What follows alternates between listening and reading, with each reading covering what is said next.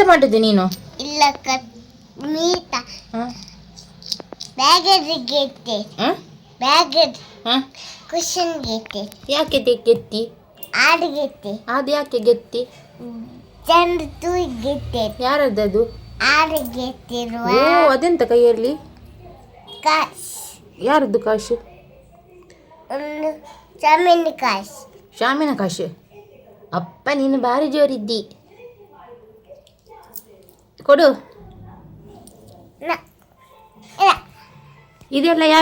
ಇದೆಲ್ಲ ಯಾರು ಪೋಖ್ರಿ ಮಾಡಿದ್ದು? ಆಡು ತಿಟ್ಟು ಮಾಡಿದ್ದು. ಅದೆಂತ ಮಾಡಿದ್ದು? ಎಂತ ಮಾಡಿದ್ದು? ತಿಟ್ಟು ಮಾಡಿದ್ದು. ಎಂತ ತಿತ್ತು ಮಾಡಿದ್ದು?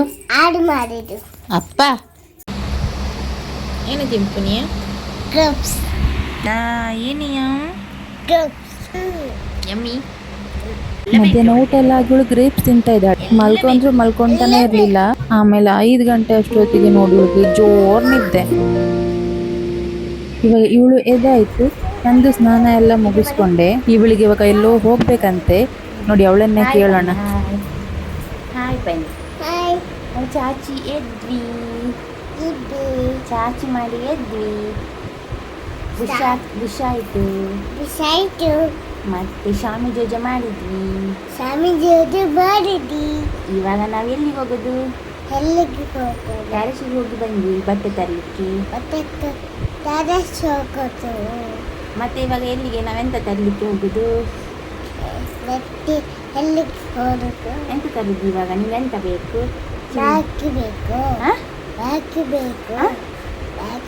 ಮ್ಯಾಗಿ ತರುವ. ಹೋಗುವ ಬನ್ನಿ. ನಿಮಿಷ ಬನ್ನಿ.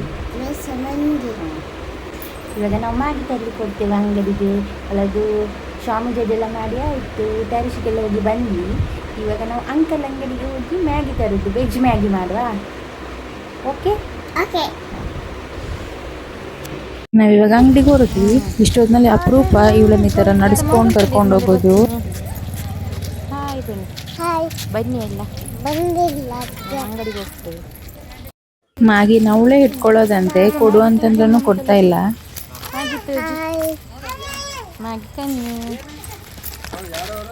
ಇವತ್ತು ಸ್ವಲ್ಪ ಡಿಫ್ರೆಂಟಾಗಿ ವೆಜ್ ಚೀಸ್ ಮ್ಯಾಗಿ ಮಾಡೋಣ ಅಂತ. ಇದ್ರದ್ದು ಟೇಸ್ಟ್ ಅಂತೂ ತುಂಬ ಚೆನ್ನಾಗಿ ಬಂತು. ನಾನಿಲ್ಲಿ ತುಪ್ಪ ಹಾಕಿ ಮಾಡ್ತಾ ಇದ್ದೀನಿ.